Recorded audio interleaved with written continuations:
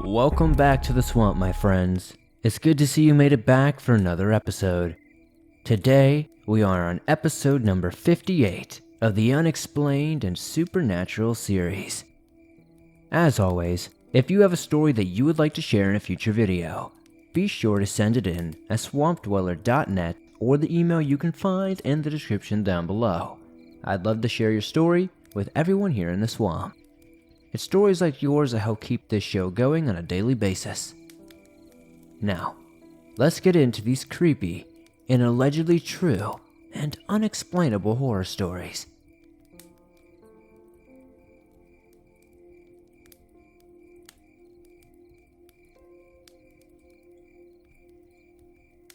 In late April 2019, I went on this tour to Ireland. EF Tours, Ultimate Ireland. I highly recommend it. And one of the things we did was this ghost tour in Killarney. I was very excited as I love ghost tours and I was ready for something strange to happen to me. One of the guys on the trip, whom I shall call Ty, was actually a practicing witch who grew up in Salem. We met on the tour and remain friends to this day, and I remember him telling me it would be at the Abbey we were going to. The bus pulls up to our hotel, and it's decked out in creepy decor, as a traditional storyteller does his best to creep us out. Then we pull up to this empty lot at the top of a hill, where another guy says that he'll be taking us down into the valley, as the storyteller won't go down there. I talk with him as we go, chatting about my ghostly experiences and what he thought of all of this. He explains that in all the time he's worked here, he's never seen, felt, or heard a single goddamn thing. However, he also explained that the day he got the job, his friend in the village who was a white witch gave him a blessing. They also gave him a walking stick that was blessed, and he never went without it. We went to the bottom of the hill in front of this ancient, crumbling abbey that's about 500 years old. The guide tells the story of how a bunch of monks were massacred by the English, and 2 of them were tortured because they held secrets of the abbey's treasures, which has yet to be found. We step inside, and immediately, I can feel all the energy of the spirits around me. I can almost see them passing around us, leaving us be. Then we move to the inner courtyard where there's this massive yew tree, as old as the abbey around it. The guide explains that the tree is cursed, so that if you touch it, you will die within a year. He even refused to go near it. However, both me and Ty agreed that the tree felt so sad, and we both had a very strong urge to go comfort it. It was also at this time I felt very remorseful, and I had the image of the 2 monks. We were not shown any pictures. In my head, for some reason, I was just thinking, I'm sorry I couldn't protect you. After this, we went into a side room, and as we did this, I knew there was something just chilling in the far corner. There was something evil staring at us from outside. The guide explained that the dark corner was a hot spot for orbs. But I wasn't really listening because I was so focused on staring down the thing in the courtyard. I see its outline in my head, and it was staring me down too. I felt like I had to let it know that I was watching it, and that it couldn't come inside or hurt one of us. We were all safe here. The next stop was the most active part of the abbey, which had been hyped up all night. The plan was for all of us, about 30 of us, to stand with our backs to the walls and have the lights turned off for 60 seconds. They'd been jump scaring us all night. The storyteller did show up in a cloak after he ran down a dark hallway, and in response to this, I shoved my friends out of the way and stood in his path. But they wanted us truly to experience the weirdness of this room. The moment I stepped foot inside the room, I felt like there was a weight on my shoulders. I got a lot colder, and I was much, much sadder. It got to the point to where the guide for the main trip actually asked if I was okay. But I assured him I was because I didn't want to miss out on this. So we line up against the wall, and it ended up with a girl on my right and nothing on my left, with a window above me. Now it's pitch black outside, and there are industrial lights in the room. Once everyone is ready, they cut down and turn the lights off. The second the lights turn off, I start sobbing. I felt like I was mourning for every person I had ever lost, and that everything was just grief. But you know, how when you cry, you can't think straight because your emotions take over. Mentally, I was fine. I knew that whatever was making me cry was not me. so I kept quiet so as not to disturb anyone else and stayed put. I also noticed a young spirit sitting on my left shoulder, and several shadow figures passed in front of me. For the last 20 seconds or so, one of them stared me down. I don't know why, but he did not like me being there. Yes, for some reason I know it was a he. And no, I couldn't tell you how. Finally, the lights come back on and I stop crying and I am totally fine once again. Everything vanishes as everyone starts filing out.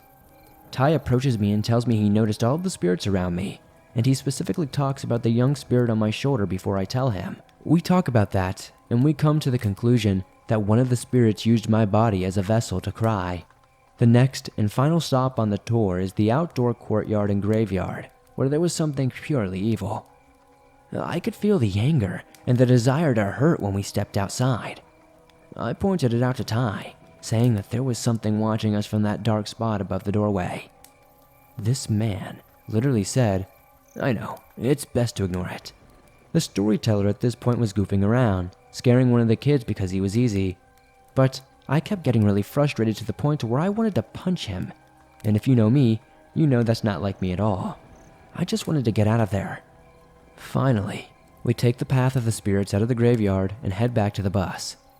Ty and I talk to the guide and storyteller who are interested in what happened to us and explain that lots of psychics and witches from all over have come and experienced things like this.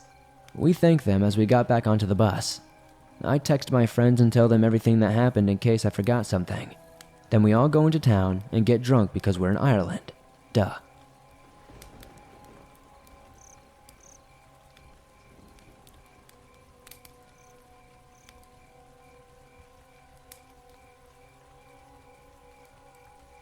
This event occurred a few years ago when I went to a small movie theater with my girlfriend, who I'll call Lily.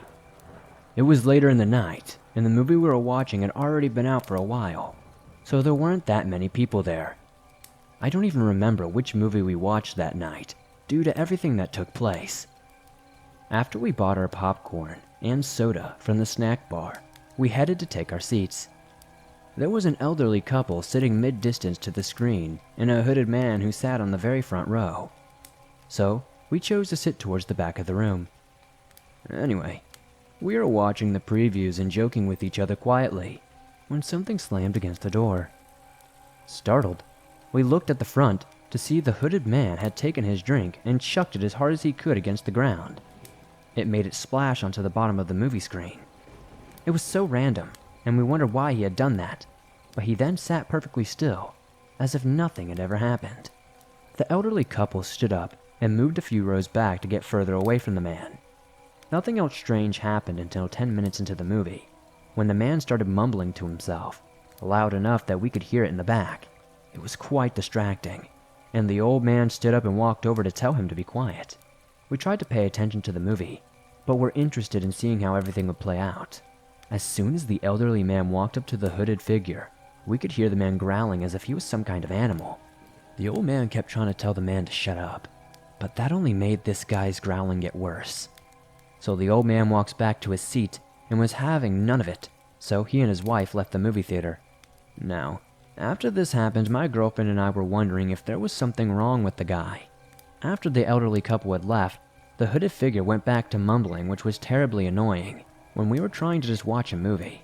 A few minutes later, Lily told me that she had to use the restroom and would be right back. Scared to be in the movie theater alone with the man, I said, "Hurry back, because I don't want to get murdered here." She left me with a smile. As she walked out of the room, the figure turned his head and watched her leave. Interested in the movie again, I'm not paying attention to the man, but when I looked back to where he was, I noticed he had moved 2 rows closer to where I was. A little weirded out, but not too scared because I was a pretty built guy, and I knew that I could take him if I really needed to. That's when I see the man reach out both of his hands into the air and start to wiggle his fingers. On closer inspection, I noticed that the man's fingers weren't right.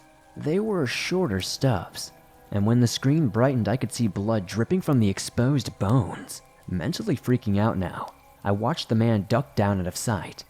Randomly, I could hear laughing that seemed to drown out the movie. Not knowing exactly what to do, I just sat there, hoping that I would not have to deal with what that man was trying to do. I was really hoping he would not try to attack me. That's when I saw him sitting in the same row as me, at the very edge of it. He had his hands on his face, but I couldn't tell what he was doing with them. That's when my stomach convulsed and I threw up when I saw that he was eating his own fingers. He seemed to enjoy it, as if he had a smile on his face. The man's eyes stayed focused on me as he did it, quivering in fear, disgusted to my very core. I stood up, looked the man in the eyes as I slowly tried to back away from him. That's when the movie turned dark because they were in a night scene. And so I darted straight for the exit. Behind me, I could hear the man crawling over the rows of seats after me. As I was going to the exit, I saw the door open and Lily was coming back in. "Run, get out now!" I screamed as she looked at me with questioning eyes. She tried to ask me what was wrong, and all I responded was, "No time, just get out." So she ran into the hall, and the worker who checked our tickets asked us to quiet down and wondered what was wrong.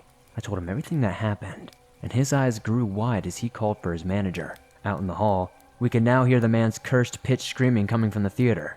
They called the police in, which they quickly came. They detained the man who tried to sink both his teeth into them.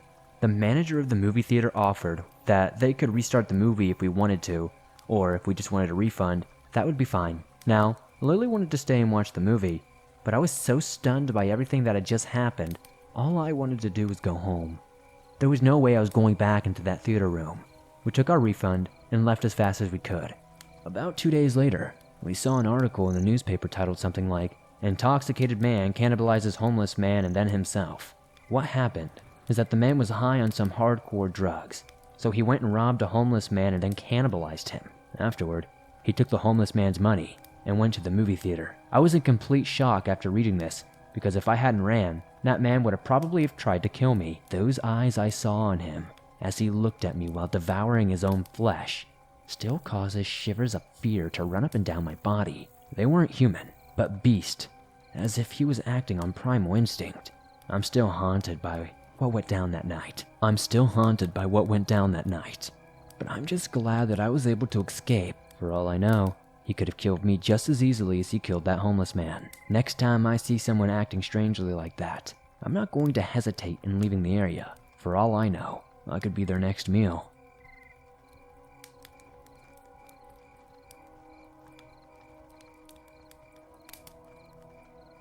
I have been a Marine for going on 14 years now. I grew up Baptist. I do not go to church often. My girlfriend is Catholic, and it has been a while for her too. I am open-minded to unexplained phenomena. However, I also believe in underlying causes for a lot of things that initially cannot be explained. The following account is a series of events that I have experienced in my house over the last few years. I cannot explain these events. At the time everything started, I'd been living in my house for about 1 year. It was her 2 children, 1 boy, 11 at the time, 1 girl, who was 2 at the time, and my 2 boys, who was 4 and 1. It was summer, and the oldest boys were having a sleepover with some friends. They were playing in their room as kids do. Something that I was unaware of is that one of the children who came over had brought his homemade Ouija board. Apparently they had been playing with this thing for the better part of the night. I found it when they got too loud in the evening, and I went in to check on them. I have never used a board before. I have heard way too many occurrences associated with this device to even consider playing with one. Anyway, upon discovering the board, I quickly removed it from my kids' possession. I took it to the fire pit out back and lit it on fire. Well, I tried to anyway. This thing would not burn. I then proceeded to douse it with gasoline and relit the board. The edges charred a little bit, but to my astonishment, it still was not destroyed. It took more than a couple of weeks of it being exposed to the elements, rain, sun, etc., before the board finally crumbled away into ash. I found this odd but shrugged it off. I later learned that once you are done with a session, you are supposed to say goodbye. This apparently never happened because of my hasty confiscation of the board.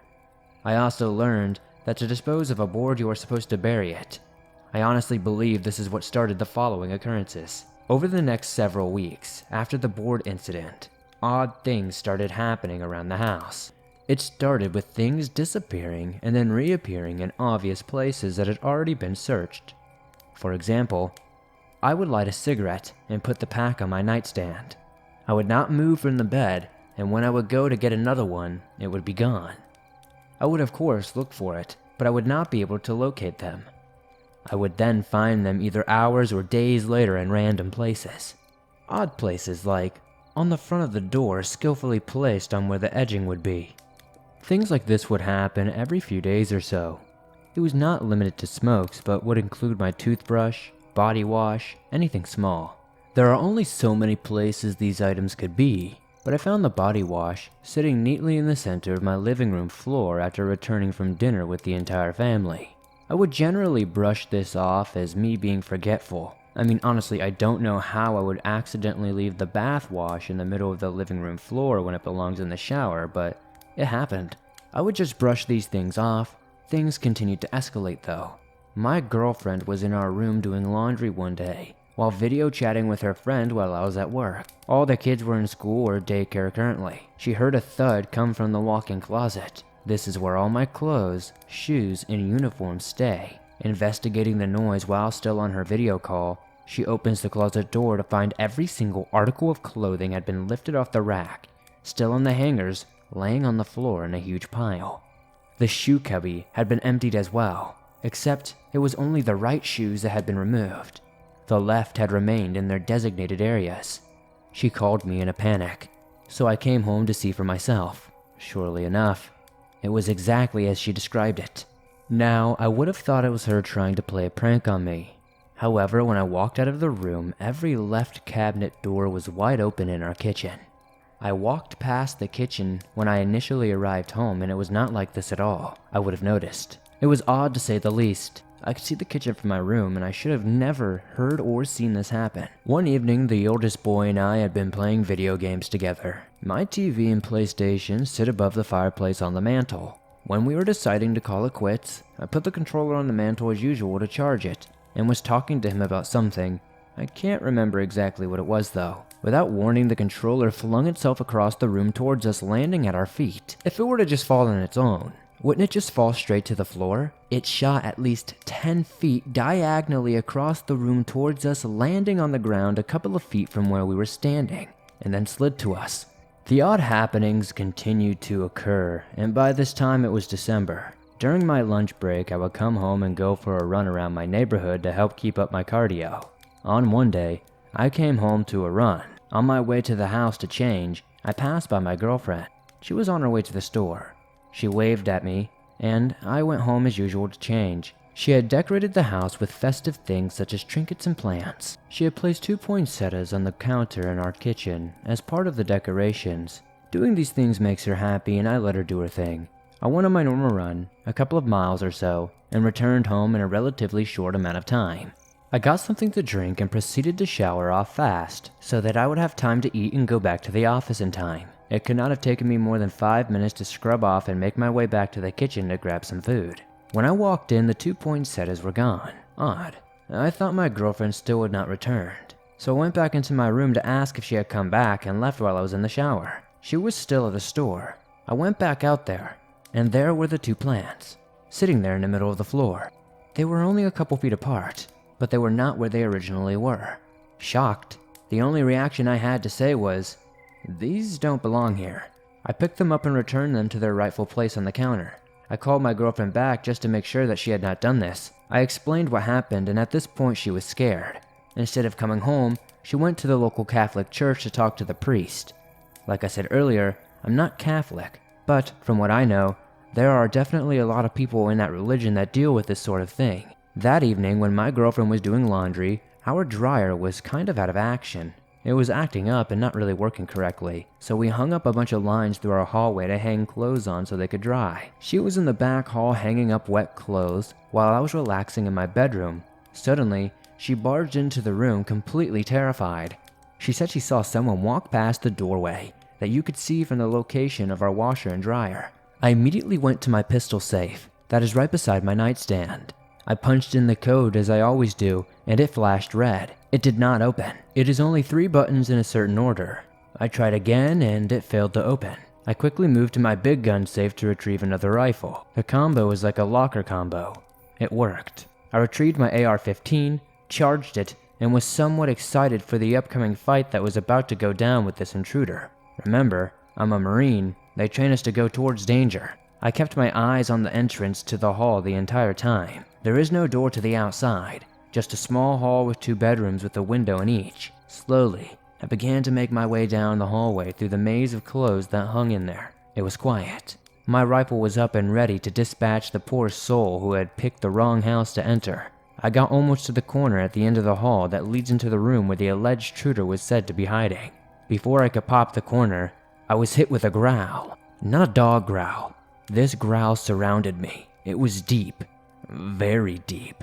It reverberated through me, and I felt it in my chest. The only thing I could find on the internet that resembled this growl was that of a black panther growling. I was able to find it on YouTube. I exclaimed, "Holy crap," verbally. That scared me. I do not frighten easily. I pulled myself together and knew I had to go into this room and confront whatever or whoever was in my house. I took a couple of deep breaths and aggressively entered the room to protect my family. There was nothing there. It was just an empty room. I then made the connection that I was not dealing with something that I could shoot to eliminate. At this point, I was convinced that something had taken up residence in my home. All the weird things that had been happening over the past couple of months. I believe it now. I could not ignore it anymore. I heard that growl just like I hear everything else in my life. I put away my rifle and went out and got my Bible off the shelf. I went back into my room and prayed aloud. I prayed for a long time. I really don't know how long, but I did not stop till I was sure whatever was there definitely heard me. I felt like the growl was not offensive. I think it was defensive. Whatever it was, it had wanted me to be afraid of it, to get me to leave it alone. I remember from church that if you have the Lord in you, He will protect you. We had a priest come and bless the house shortly after. We had the house blessed and everything seemed to be fine. Everything was normal, it seemed. I opened the door to my son's room to begin our night routine of baths, pajamas, etc. And to my surprise, his bed had been standing on end in the center of the room.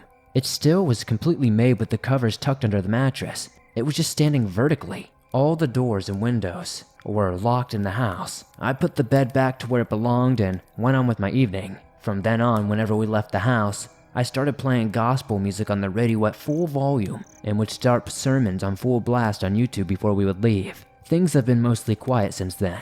I do not know what this thing was, but I feel like whatever this energy was has pretty much left and hasn't been very strong since the priest came. I wanted to tell you this because I have seen content that you have made with somewhat similar stories. There are a few more unexplained incidents that occurred, but I think you guys get the idea. If you want to reach out to me with any questions or anything, please do so. I felt like you might be the right person to tell this to. Thank you for your time, Swamp Dweller.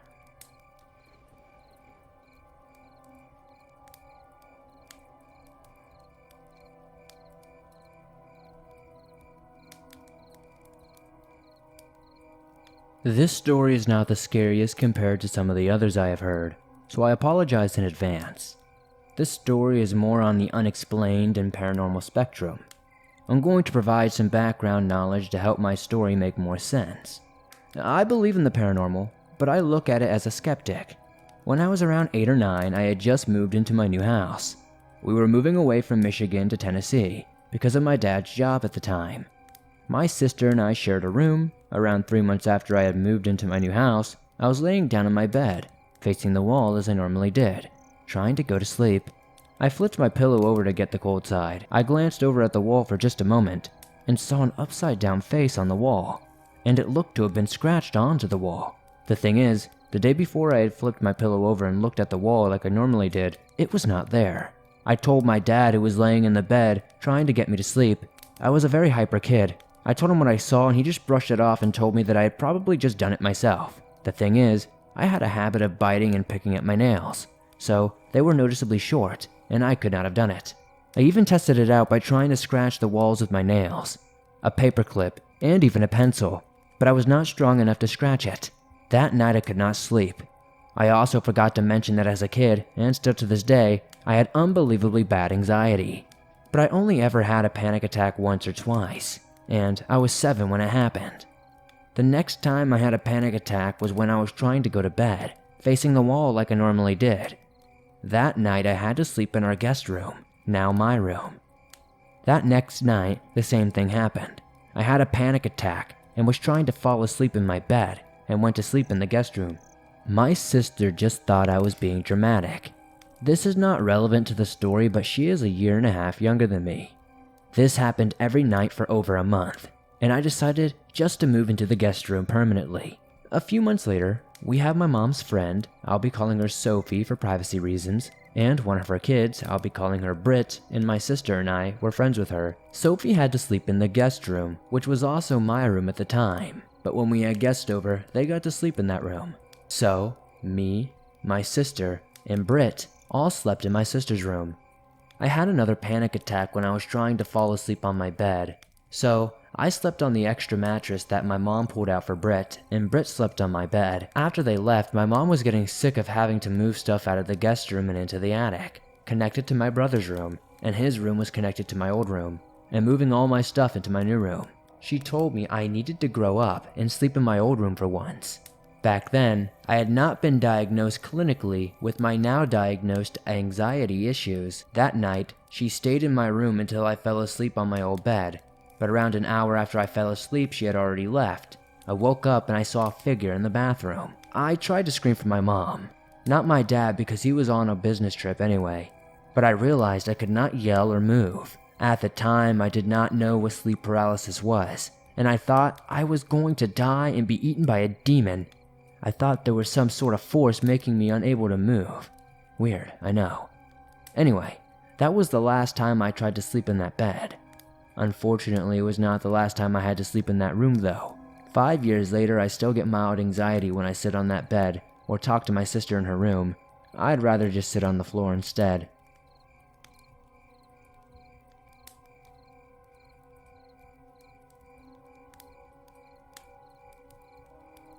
This happened in 2015 when my husband and I were together. We have since separated, and perhaps this story will help you understand why.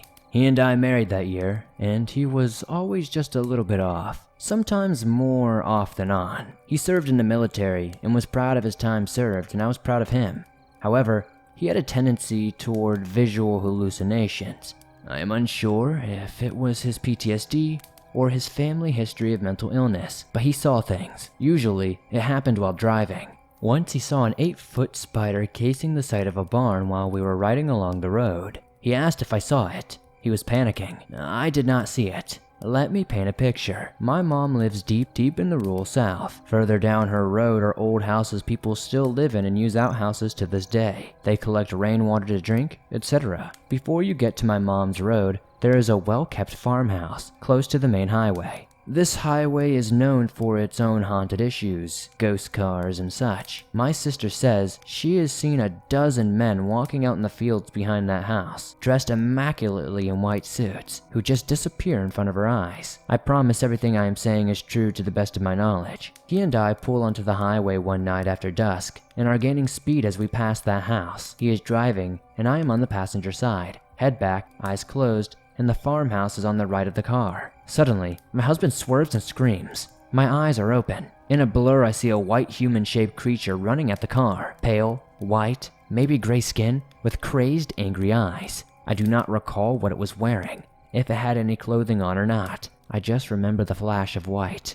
Those eyes. I'll never forget those human-like eyes. Unmistakably human, with all the rage and wild contempt that only a human being could be capable of. It was running right for my door, but we passed it before it made it to the car. He screamed and asked if I had seen it. I do not know, honestly, and I can't tell you why, but I told him I had not. He described it to me, and I reiterated that I had not seen it. Later I confessed that I had seen it, and I guess so I could sleep with myself and not be a complete liar, I hope. I cannot let go of that feeling that it wanted to do harm to us. It seems like I had locked eyes with it, but it was only for a split second. So I often wonder what my mind filled in to make this situation make sense. Worse, many more strange things happened to my husband and me, but I cannot talk about those things. I feel safe enough describing this, however. For some reason, he seemed like a beacon for the unusual and the unexplainable. He and I separated due largely to his decreasing mental health. I'm not sure what he has been seeing these days, but I know we both saw something that night, and I'm just not sure exactly what it was.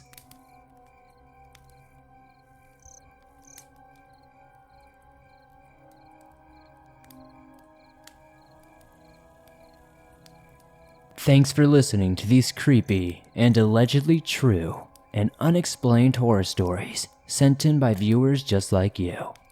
As always, if you have a story that you would like to share in a future video, be sure to submit it at swampdweller.net. or the email you can find in the description down below. If you enjoyed these stories, please be sure to hit that like button. It helps me out a ton in the YouTube algorithm. If you're listening to this on iTunes or another podcast platform, please give this a 5-star rating, as that truly helps me grow over there.